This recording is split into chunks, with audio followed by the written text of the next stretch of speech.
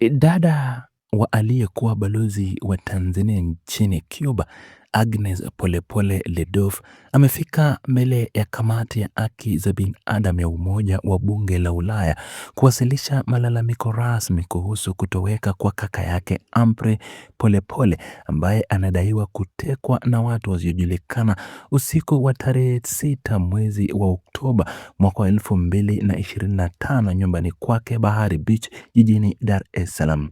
Hatua hiyo imekuja ikiwa ni juhudi za familia yake kutafuta msaada wa kimataifa na uchunguzi huru kufuatia ukimya wa mamlaka za kiusalama nchini Tanzania ambazo mpaka sasa zinasema zinaendelea na uchunguzi wa tukio hilo bila kutoa majibu ya kina juu ya alipo kiongozi huyo au hali yake ya sasa. Familia hiyo inayolalamika imeeleza kuwa ushahidi wa mashuhuda katika eneo la tukio unaonyesha uwezekano wa kuhusika kwa maafisa wa usalama, kwani kulikuwa na mabaki ya damu yaliyoachwa eneo la nyumbani kwake usiku huo wa kutekwa kwake. Mwasilishi huyo wa malalamiko ambaye kwa sasa anaishi nchini Denmark amelieleza mbele la bunge la Ulaya safari nzima ya kiutendaji Humphrey Polepole ambaye aliwahi kushika nafasi mbalimbali za juu ikiwemo kuwa katibu wa uenezi wa Chama cha Mapinduzi CCM, mbunge wa Bunge la Jamhuri ya Muungano wa Tanzania, balozi wa Tanzania nchini Malawi na baadaye kuwa balozi nchini Cuba kabla ya kuamua kujiuzulu nafasi hiyo kutokana na kile alichokitaja kama kutosimamiwa kwa misingi ya haki na utawala bora nchini. Baada ya kujiuzulu kwake, mwanasiasa huyo alianza kukosoa hadharani vitendo vya rushwa, ukosefu wa haki na mmonyoko wa uhuru wa demokrasia nchini ya uongozi wa Rais Samia Suluhu Hassan, hatua iliyomfanya kuwa mlengwa wa mashambulizi na vitisho vya kiusalama vilivyoelekezwa pia kwa familia yake kabla ya kupotea kwake. Agnes Polepole Ledouf amebainisha mbele ya kamati hiyo kuwa kabla ya kutoweka kwa kakaye, familia hiyo ilikabiliwa na unyanyasaji wa mara kwa mara ambao mama yao mzazi alifanyiwa vitendo vya ukatili na dada yao mwingine alitekwa na kushambuliwa vibaya ili kuwatishia wasiendelee kutoa maoni mbadala. Mlalamikaji huyo ameliomba bunge la Ulaya kutoa wito wa kuanzishwa kwa uchunguzi huru wa kimataifa utakaofuatilia kwa ukaribu tukio hilo pamoja na matukio mengine yote ya utekaji na upotezwaji wa lazima yanayoripotiwa nchini Tanzania dhidi ya wakosoaji wa serikali. Pia amewasilisha ombi la kuwekewa vikwazo maalum viongozi na maafisa wote wanaotajwa kuhusika na vitendo hivyo vya ukiukwaji wa haki za binadamu iwapo mamlaka ya Tanzania zitakataa kuruhusu kamati huru ya kimataifa kufanya uchunguzi wake, akisisitiza kuwa vikwazo hivyo visiwaumize wananchi wote wa Tanzania bali viwalenge waliohusika kwa moja. Wasilisho hilo mbele la bunge la Ulaya limefanyika tarehe 23 mwezi wa Juni mwaka wa 2026, ikiwa ni siku chache tu tangu bunge hilo kuchukua uamuzi wa kuifuatilia serikali ya Tanzania fedha zote za misaada ya maendeleo kwa mwaka wa 2026-27 kufuatia mfululizo wa matukio ya ukiukwaji wa misingi ya kidemokrasia. Sababu zilizotajwa na bunge hilo kusitisha misaada hiyo ni mipango na pamoja na kasoro zilizojitokeza katika uchaguzi mkuu wa tarehe 29 Oktoba mwaka wa 2025 uliotajwa kutokuwa na haki,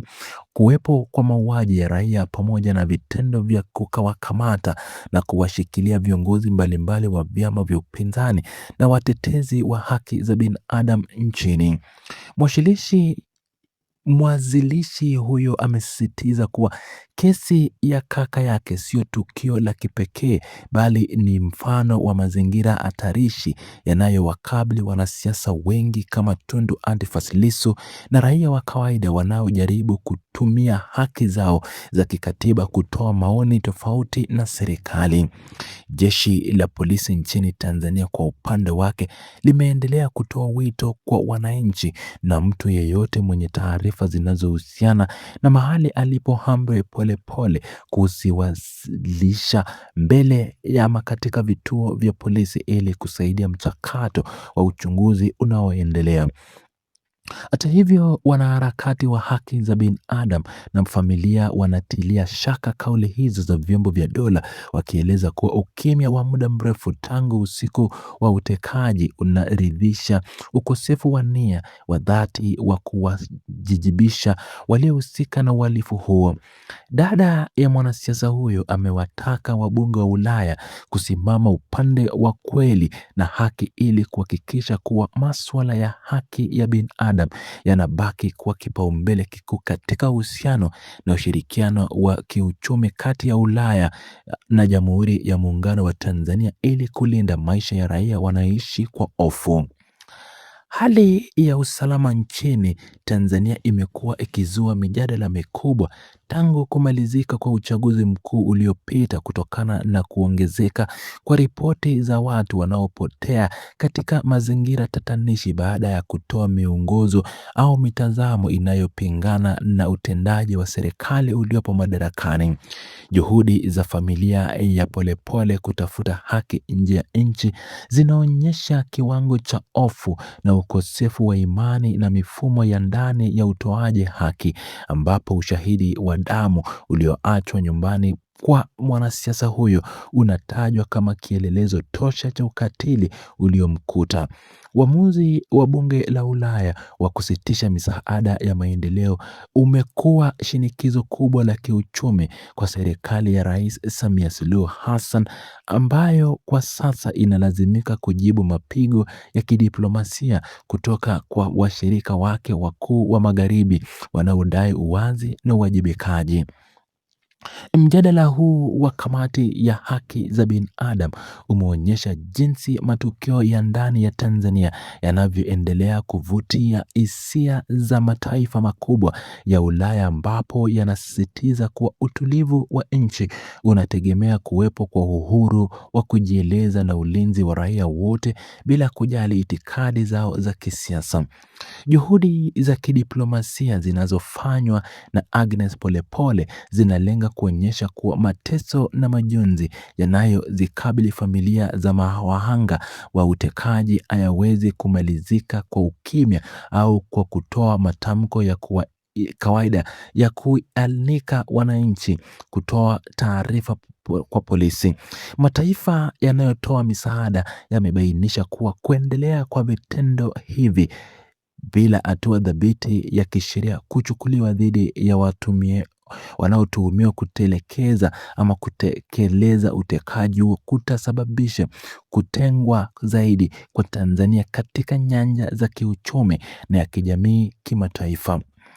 Vyombo vya habari vya kimataifa na watetezi wa haki za binadamu wanaendelea kufuatilia kwa ukaribu hatua zitakazochukuliwa na kamati ya bunge la Ulaya baada ya kupokea ushuhuda huo wa uchungu kutoka kwa dada wa Humphrey Polepole, ambaye ameweka wazi kuwa hawajachoka kudai majibu mpaka ukweli utakapojulikana. Changamoto za kiusalama nchini zimeongeza joto la kisiasa, huku vyama vya upinzani vikisema kuwa matukio haya yanadhibitisha haja ya kuwa na mageuzi makubwa ya kisheria na kikatiba yatakayodhibiti nguvu ya vyombo vya dola dhidi ya raia. Msimamo wa familia ya kutaka vikwazo viwalenge viongozi maalum unatajwa kama mkakati wa kuepuka kuathiri maisha ya wananchi wa kawaida ambao tayari wanateseka na hali ngumu ya kiuchumi iliyosababishwa na kukatwa kwa misaada ya kigeni.